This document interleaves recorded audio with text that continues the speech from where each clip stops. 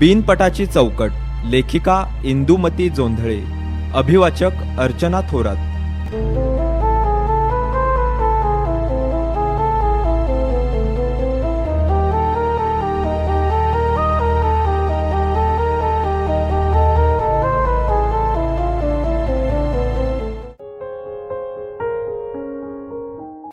अंतर माणसा माणसातील.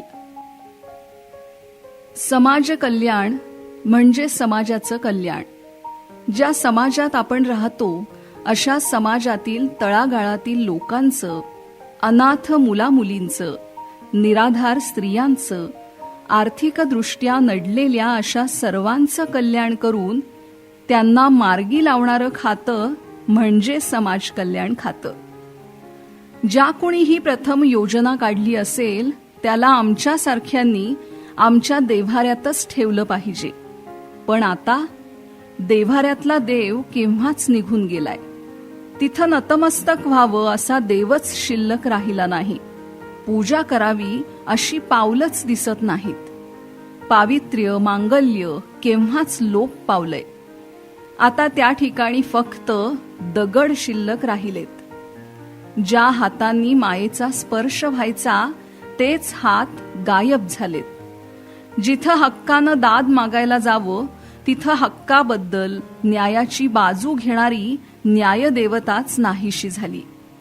मग या अनाथ पोरक्या बालकांनी कुणाच्या तोंडाकडे पाहायचं, कुणाकडे न्याय मागायचा?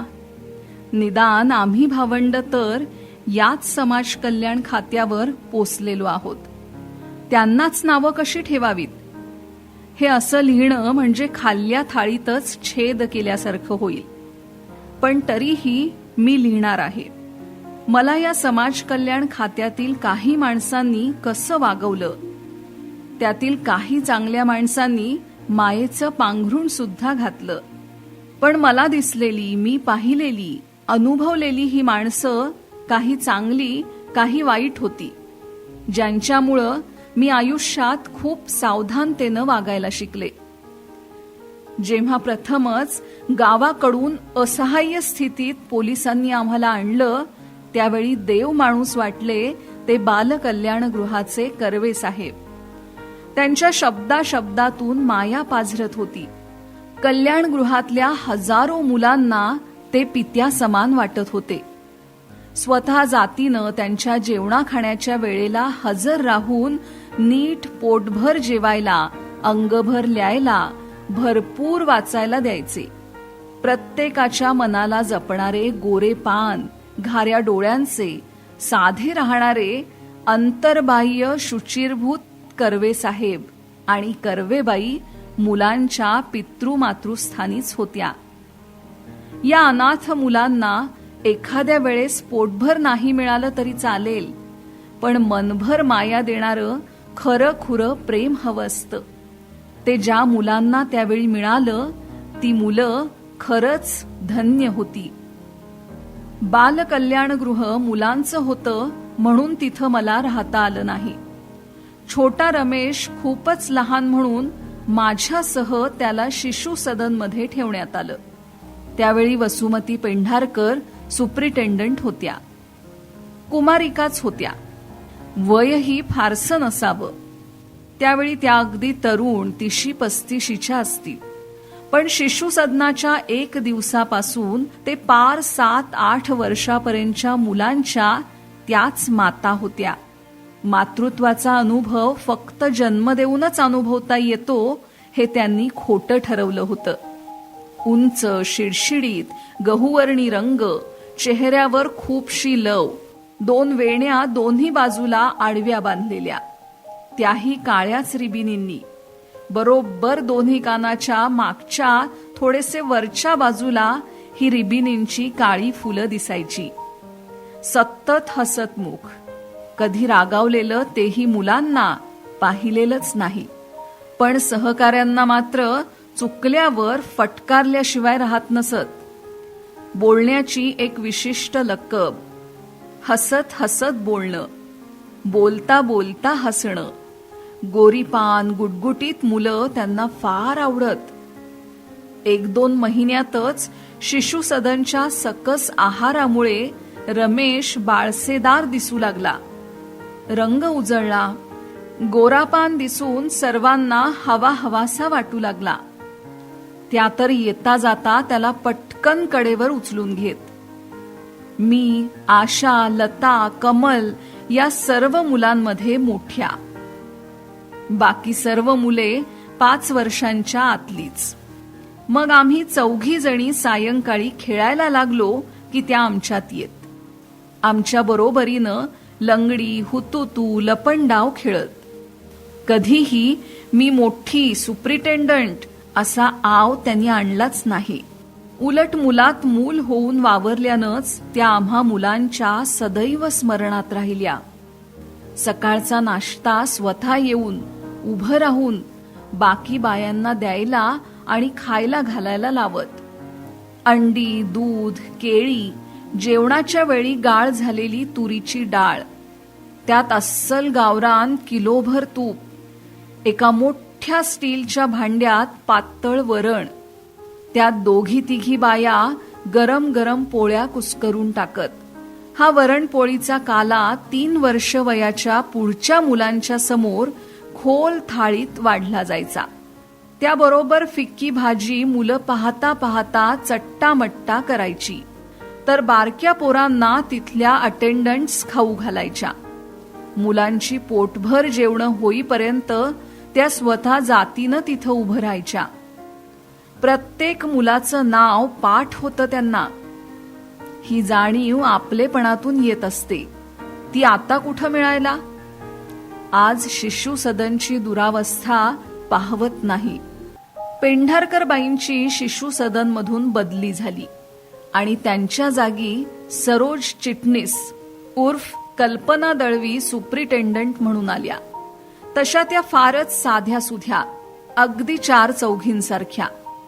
पण त्यांचं स्वतःचं असं एक वेगळं विश्व होतं, अस्तित्व होतं, ज्याचा फायदा आम्हासारख्या कित्येक मुलामुलींना झाला. प्रत्येक मुलामुलींवर जातीनं लक्ष ठेवून व्यवस्थित फाईल करून पुढील आयुष्याच्या दृष्टीने त्याला किंवा तिला कुठं पाठवता येईल, पाठवता आलं तर कुठल्या योग्य संस्थेत पाठवावं हा विचार करून वरिष्ठांशी बोलून मगच त्या पुढचं पाऊल उचलत. त्या त्यांच्या कामात इतक्या व्यवस्थित होत्या की कधीही कोणीही समाज कल्याण खात्यातील अधिकारी आला तरी रात्रीतून ऑफिसातील संस्थेतील काम, मुलं व्यवस्थितपणा त्या दाखवू शकत असत.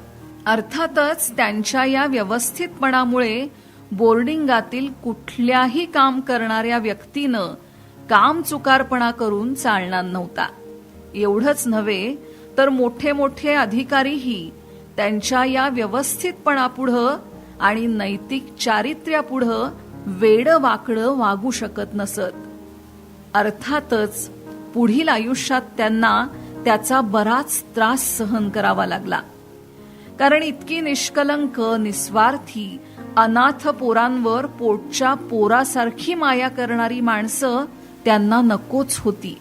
त्याचा परिणाम असा झाला की मानसिक त्रासामुळे त्यांनी अखेर समाज कल्याण खात्यालाच रामराम ठोकला. पण त्यांच्या काळातील आमच्या त्या चिमुकल्या आयुष्यातील काही दिवस, काही दिवाळीचे सण कदापिही विसरणं शक्य नाही. तसं त्यांच्या राज्यात शिशु सदनातील मुलांना कधीच काहीच कमी पडलं नाही. खायला प्यायला लिहायला नीट व्यवस्थित आणि भरपूर मिळालं की मूल कसं राजबिंड दिसतं तशी ही अनाथ पोरं लाल लाल, गुबगुबीत आणि स्वच्छ वाटायची. बाहेरून येणाऱ्या शिशु सदन पाहणाऱ्याला कोणतंही पोर चटकन उचलून घ्यावंसं वाटायचं. दिवाळीला खास वेगवेगळे पदार्थ, नवनवीन कपडे, अर्थात एकाच मोठ्या ताग्यातले चिटाचे कपडे शिवलेले असायचे. मुलींना फ्रॉक, त्याच कपड्याचे मुलांना शर्ट, फक्त त्यांच्या चड्ड्या दुसऱ्या जाडसर कपड्याच्या असायच्या. नाईट ड्युटी असणाऱ्या बायांनी पहाटेच उठून गरम गरम पाण्यानं सुगंधित उटण्यानं साबणानं न्हाऊ घालायचं. तान्ह्या पोरांना गरम पाण्याच्या टबात बुचकळायचं.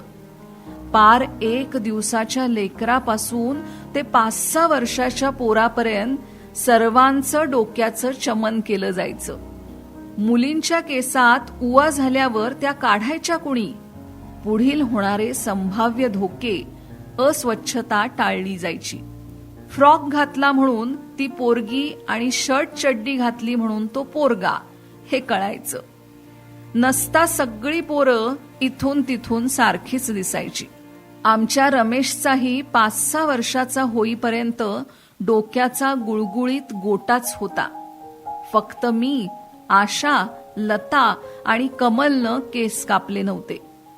बाकी मुलांच्या मानानं आम्ही मोठ्याच होतो.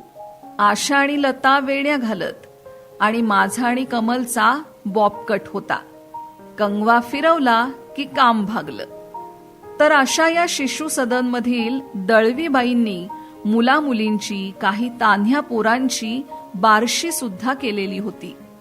एकाच वेळी 5-6 मुलांना वेगवेगळ्या पाळण्यात टाकून सजवून छानशी नावं ठेवली जायची. त्याच त्यांची आई, त्याच त्यांची आत्या आणि मायबहीण होत्या. त्या स्वतःच मुलांच्या बाबतीत दक्ष असल्यानं तिथं काम करणारा इतर कर्मचारी वर्गही तितक्याच तळमळीनं, आत्मीयतेनं या मुलांबरोबर वागायचा.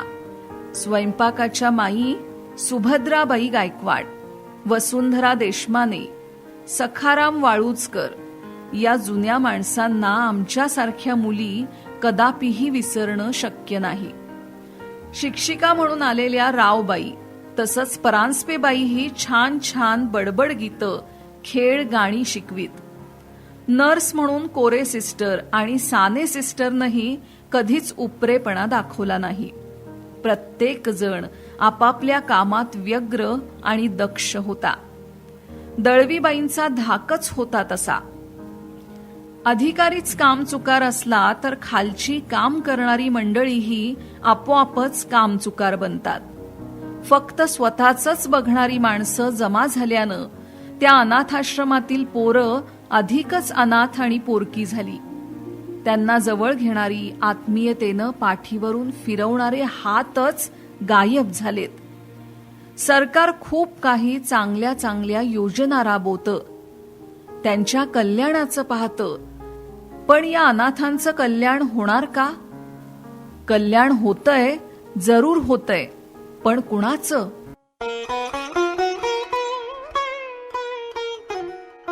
त्या काळी त्यावेळी दिवाळीत लावलेल्या पणत्यांचा मंगलमय उजेड केव्हाच विझला.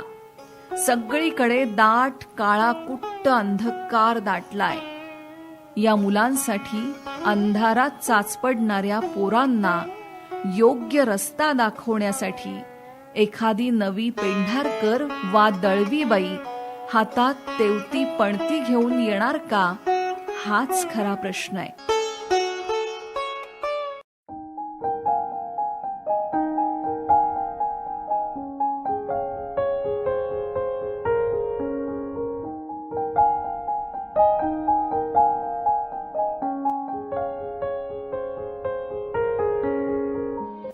कोल्हापूरहून 11वी पास होऊन आले. 18 वर्ष पूर्ण झाली नव्हती म्हणून समाज कल्याण खात्याच्या BC हॉस्टेलला मला पुढील शिक्षणासाठी पाठवलं. सरकारचा म्हणजे समाज कल्याण खात्याचा नियमच तसा आहे की जोपर्यंत 18 वर्ष पूर्ण होत नाहीत तोपर्यंत ते खातं त्या मुलांचं वा मुलींचं होईल तेवढं शिक्षण करतं. त्यानंतर ते खातं त्यांचा काहीही विचार करीत नाहीत. 18 वर्ष पूर्ण झाली की त्यांना बोर्डिंगातून काढून देतात. जा कुठंही, शिका वा नका शिकू, आमची जबाबदारी संपली आणि हे खातं हात झटकून रिकामं होतं. पण या अनाथ पोरापोरींनी या एवढ्या उघड्या जगात जायचं कुठं, राहायचं कुठं, कसं, काहीही विचार न करता अर्धवट शिकलेल्या या मुलामुलींना या अनुभव नसलेल्या महासागरात सोडून देतं. कशाचा म्हणून कशाचा अनुभव नसतो. त्यातल्या त्यात निबर, निर्भय, बनेल असलेली मुलं 2 हात करत कसं तरी जगण्याचा प्रयत्न करतात. मग त्यांना पुढं कसा कोण वाली भेटेल सांगता येत नाही. हताश निराश झालेली महाभयंकर जग पाहून त्यांच्याशी सामना करण्यासाठी मुलं बंड पुकारतात, तर काही अन्य मार्गांचाही अवलंब करतात, गुंडही बनतात. एखाद दुसरा सरळ साधेपणानं जगायला पाहतो तर त्याला कोणी सरळ जगूच देत नाही. अशी कित्येक मुलं ज्यांना योग्य मार्ग न मिळाल्यानं भरकटत गेली. वयात आलेल्या मुलींचं तर काही विचारूच नका. ना आई बापाचा पत्ता, ना घरादाराचा. कुणीही जबाबदारी घ्यायला तयार नाही. इतकी वर्ष बंदिस्त राहिलेल्या मुलींना तिथून बाहेर पडल्यावर आकाश मोकळं वाटू लागतं. मग त्या भराऱ्या मारू लागतात. पण त्यांना त्यावेळी जाणीव नसते की या आभाळात टोचा मारणारी महाभयंकर गिधाडही आहेत. ती जर दिसायला बरी असेल तर मग काही विचारूच नका.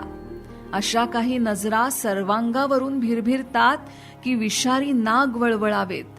मग ती या विषारी नागाच्या, महाभयंकर सर्पाच्या दंशाला बळी पडली तर दोष कुणाचा? तिचा की सापाचा? की तिला या भयंकर जगात लोटणाऱ्या आई बापाचा की समाज कल्याण खात्याचा? ती फसवली जाते, असहाय्य होते आणि मग असहाय स्थितीतच ती पोलिसांना सापडते. पोलीस तिला स्टेट होम पुनर्वसन केंद्रात आणून सोडतात. मग या स्टेट होम मध्ये तिचं पुनर्वसन करण्याच्या दृष्टीने प्रयत्न केले जातात. तिला तू अबला नाहीस, सबला आहेस, कमकुवत नाहीस, चांगली ताकदवान आहेस हे शिकवलं जातं. तिला तिच्या स्वावलंबनाच्या दृष्टीने विणकाम, शिवणकाम, भरतकाम शिकवलं जातं. एखादीला लग्न करायचंच असेल तर एखादा दयावान महापुरुष तिच्यावर दया करायचा. बिचारीचं असेल चांगलं नशीब तर होईल संसार सुखाचा, नाहीतर आहेच रोजची मारपीट.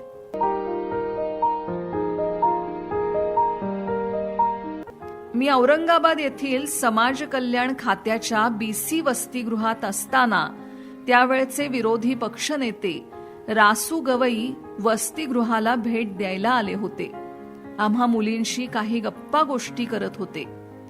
कोर्ट कमिटेड अशी मीच एकटी होते. बाकी सर्व मुली मागासवर्गीय, काही आर्थिकदृष्ट्या नडलेल्या. आपलं गाऱ्हाणं रासू गवई ऐकतील म्हणून मी मध्येच उभी राहिले. त्यांचं बोलणं संपलेलंही नव्हतं. आमच्या वॉर्डन नंदाताई मला खूण करीत होत्या. खाली बस, खाली बस म्हणून सांगत होत्या. पण मी आपली ताठच, नुसती उभी. तेही बोलायचं थांबले. हां बाळ, काय म्हणणंय तुझं? साहेब, तुम्ही आमचे आहात का? हो, तुम्ही आम्हाला लहानपणापासून आत्तापर्यंत शिकवलं. आता मी 2-3 वर्षात 18 वर्षांची होईल. त्यानंतर मी कुठं जाऊ, कुठं राहू, काय करू? मला कोणीही नाही. माझे भाऊ लहान आहेत. तेही माझ्यासारखेच समाज कल्याण खात्याच्या मदतीनं शिकतायत. त्यांनी 18 वर्षानंतर कुठं जायचं? आम्हाला कोण काम देणार? बाळ, इकडं ये, अशी जवळ ये. वा, छान, धीटपणानं बोलतेस. अशा धीट मुलीला कसली आली भीती? हे पहा साहेब, मला 2 वर्षानंतरचं आज समोर दिसतंय. तुम्ही लोक आम्हाला 18 वर्षापर्यंत वाढवता, शिकवता. बाहेरच्या जगाशी काहीही संबंध आलेला नसतो. अशा वेळी तुम्ही सरळ आम्हाला हाकलून देता, जा कुठंही म्हणून. माझ्यासारख्या मुलींनी काय करायचं? तुम्हीच सांगा. ते सांगितल्याशिवाय मी इथून हलणार नाही. त्यांनी पाठीवरून हात फिरवला. नंदाताईंना बोलवलं. माझी फाईल तयार करून त्यांच्याकडे पाठवायला सांगितलं. म्हणाले, हे पहा बाळे, तुझं पदवी शिक्षण होईपर्यंत इथून तुला कुणीही काढणार नाही. मी सांगतो तुमच्या ताईंना. मग तर झालं. आणि ते निघून गेले. त्यानंतर पुन्हा जेव्हा जेव्हा ते औरंगाबादला आले तेव्हा तेव्हा ते चौकशी करायचे म्हणे. तो प्रश्न खरं तर माझ्या पुरता सुटलेला होता, पण मी मांडला होता सर्वांसाठी.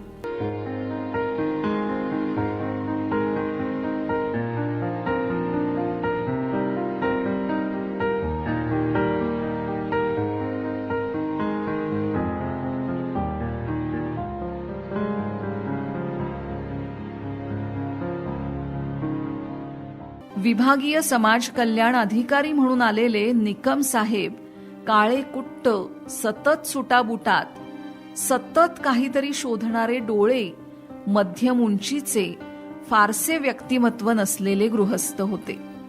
हे गृहस्थ सतत आमच्या मुलींच्या हॉस्टेलपाशीच घोटाळत असत. त्यासाठी काही ना काही निमित्त काढून वॉर्डनबाईंना बोलवत असत. ते मोठे असल्यानं ऑफिस टाइम सोडून इतर वेळेला सुद्धा पोरा बाळांना सोडून त्यांच्या समोर हजर राहावं लागे.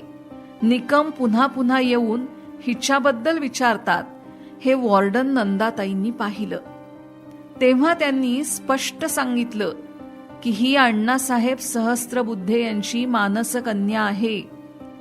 फार मोठमोठ्या लोकांच्या सहवासात ती वाढलीये. पोरगी फार गुणीये, सालस आहे. नंदाताई माझी बाजू जास्तीत जास्त सुरक्षित करत होत्या. तिला भरभक्कम पाठिंबा आहे हेच त्या सांगत असाव्यात. पण या गृहस्थाची दर 2-4 दिवसाला वसतिगृहात चक्कर व्हायची. नंदाताई तुमच्याकडे जेवायला आलो असं म्हणायचे. इंदूच्या हातची भाकरी खायचीये असं सुद्धा म्हणायचे. मला ताईंच्या घरात बोलावून घ्यायचे. नाईलाजानं मला जावंच लागे. नंदाताईंचे यजमान PS कांबळे म्हणजे आम्हा मुलींचे बापू. माणूस सज्जन, सरळ स्वभावाचा. त्यामुळे मला भीतीच वाटायची नाही. निकमची नजर काही चांगली नव्हती. खरं तर ते मला बाप शोभतील या वयाचे. एके दिवशी सकाळीच मी कॉलेजला चालले होते. स्टँडर्ड गॅरेजच्या बसस्टॉपवर बसची वाट पाहत उभी होते. एकदम निकमांची जीप समोर उभी राहिली.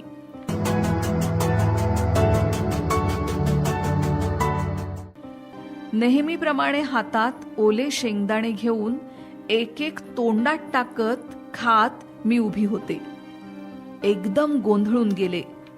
त्यांना पाहून सगळे शेंगदाणे खाली सांडले. हातातली वह्या पुस्तकही खाली पडली. जीपमधून ते खाली उतरले, वह्या पुस्तकं उचलली.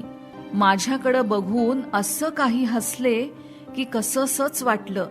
काय शेंगदाणे खात होता का? वा, छान. कुठे चाललात? कॉलेजला?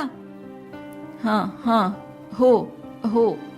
मला काहीच सुचेना. मला इतक्यात बस येताना दिसली. धावतच गेले. बस थांबायच्या आत वर चढले सुद्धा. कितीतरी वेळ थरथरत होते. काही सुचत नव्हतं. कंडक्टर ड्रायव्हर आता परिचयाचे झाले होते. कंडक्टरनं माझा घाबराघुबरा चेहरा पाहिला. बिचाऱ्यानं तिकिटाचे पैसेही मागितले नाहीत आणि पासही विचारला नाही. तो दिवस, ती वेळ कटली होती. पण हा माणूस सतत माझा पिच्छा करत होता. तो मोठा अधिकारी होता. उद्या आपल्याला त्यानं वसतिगृहातून काढून दिलं तर काय होईल या भीतीपोटी मी अक्षरही बोलत नव्हते. कोणाला काहीच सांगू शकत नव्हते. तसं त्यानं मला जाळ्यात पकडण्याचे अनेक प्रयत्न केले.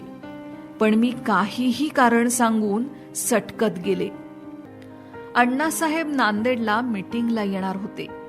दिवाळीच्या सुट्ट्या संपत आल्या होत्या. त्या वर्षी मी मामा क्षीरसागर यांच्याबरोबर दर्यापूरला दिवाळी साजरी करून मोठ्या आनंदानं इकडं आले होते. मामांसारखी, शांता मावशीसारखी निरलस, निस्वार्थी नि आभाळा एवढी माया करणारी माणसं मला भेटलेली होती. अण्णांनी मला नांदेडला भेटायला बोलावलं. या ऋषितुल्य माणसाच्या पितृप्रेमानं मी भारावून गेले होते. ताईंना विचारून मी ताबडतोब नांदेडला गेले. खादी ग्रामोद्योगाची वार्षिक बैठक चालू होती. ती आटोपली. मी जाताच अण्णांनी मोठ्या प्रेमानं जवळ घेऊन विचारपूस केली.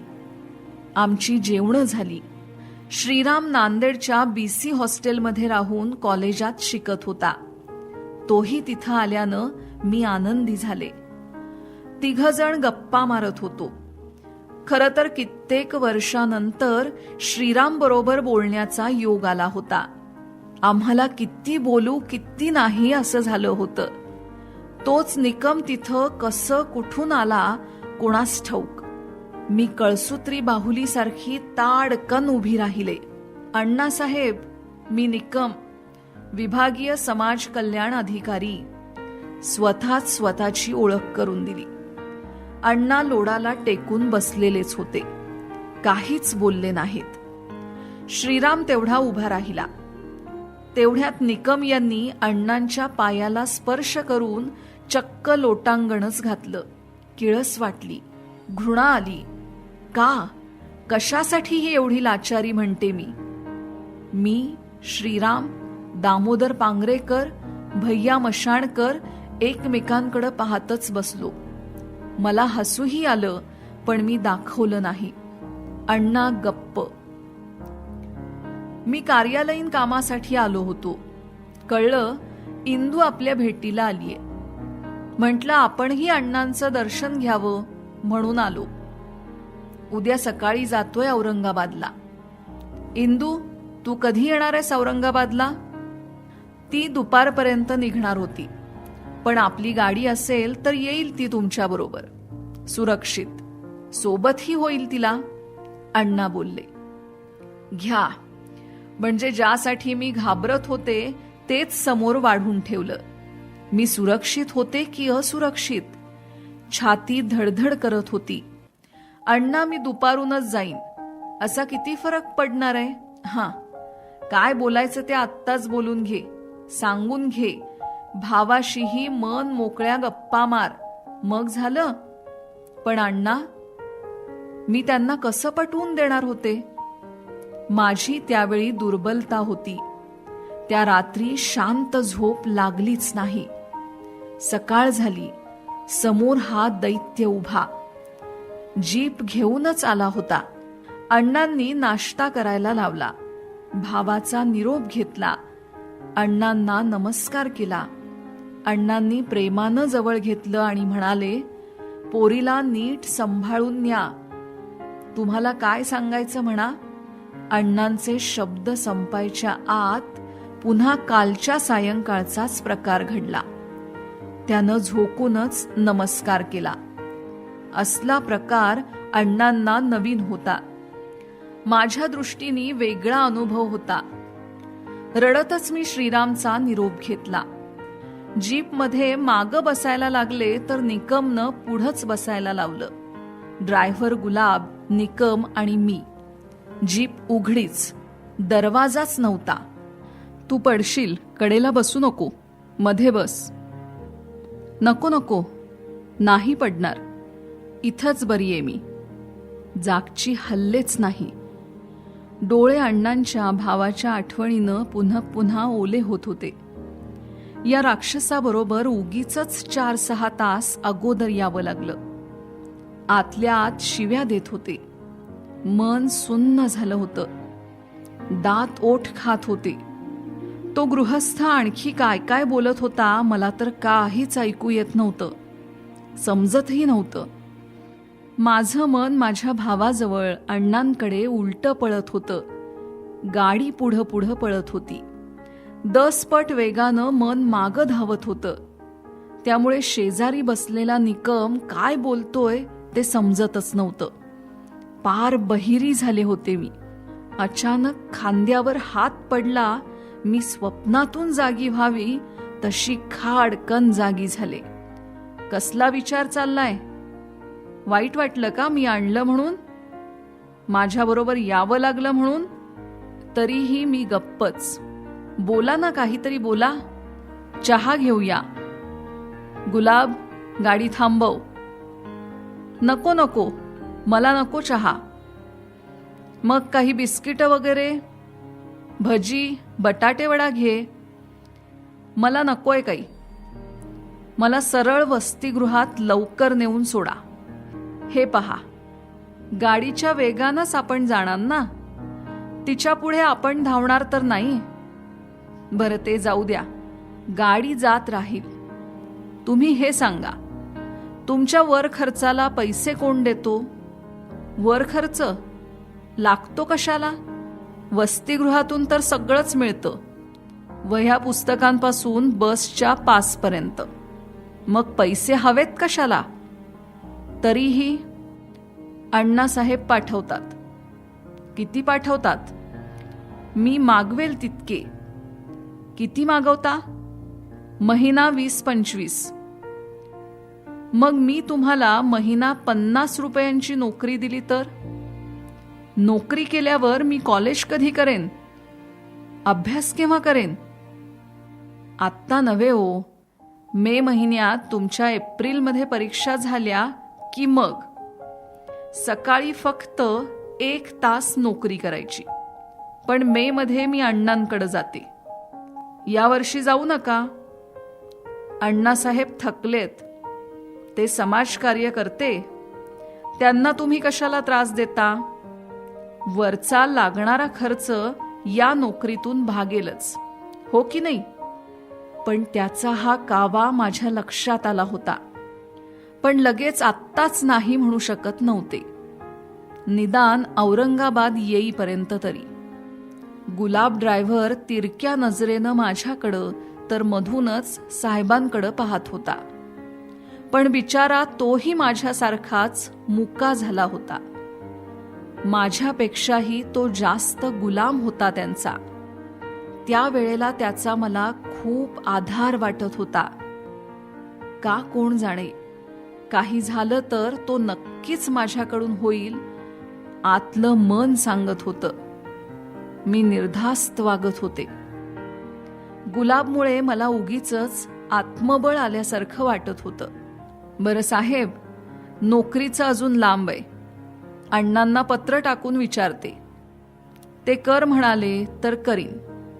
मी तुम्हाला एक छान गोष्ट सांगते, ऐकणार का? त्यांच्या गाडीनं रूळ बदलावा यासाठी मी विचारलं. साहेब, मला अण्णांनी एक सुंदर पुस्तक दिलंय. मी प्रथम श्रेणीत शालांत परीक्षा पास झाले म्हणून. हे घड्याळ आणि हे पुस्तक. पुस्तकाचं नाव आहे सीमांत. लेखिका आहेत निर्मला देशपांडे. भारत-पाक फाळणीच्या सत्य घटनेवर आधारित ही कहाणी आहे. त्यातील झुंजार नायिका संकटाशी कसा सामना करते आणि यशस्वी होते हे मी 2.5 तास सांगत बसले. ते माझ्याकडं कौतुकानं पाहत होते. गुलाबही मधून मधून मिश्किलपणे हसत होता. त्या सीमांत मधल्या नायिकेचा, रणचंडिकेचा अवतार मी जेव्हा सांगितला तेव्हा त्या माणसाला काय वाटलं माहीत नाही. जरा दूर सरकूनच बसला तो. वा, छान छान. मला देता का हे पुस्तक? हो हो, का नाही, आजच देते की. त्यानंतर त्या गृहस्थाची माझ्याकडे पाहण्याची दृष्टी थोडीफार बदलली. या निकमांनी आणखी एक जाळं माझ्यावर टाकून पाहिलं. वॉर्डन नंदाताईंची त्यांनी समजूत घातली ती अशी, अभ्यासक्रम संपलाय तेव्हा तिला आता थोडं तिच्या पायावर उभं राहू द्या.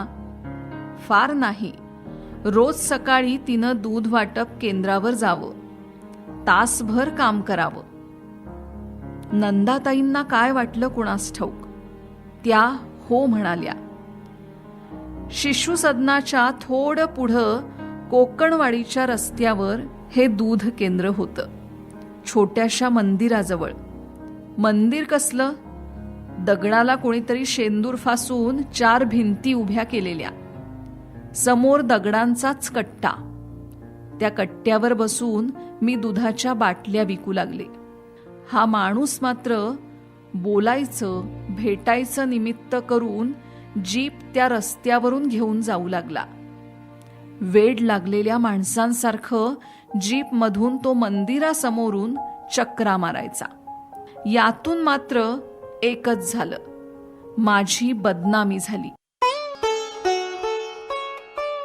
शेवटी अण्णांना बोलावून घेतलं. घडलं ते सगळं त्यांच्या कानावर घातलं. नेमकं काय घडलं हे कळल्यानंतर निकम नावाचा हा प्राणी समाज कल्याण खात्याला कलंक आहे याची सर्वांनाच जाणीव झाली.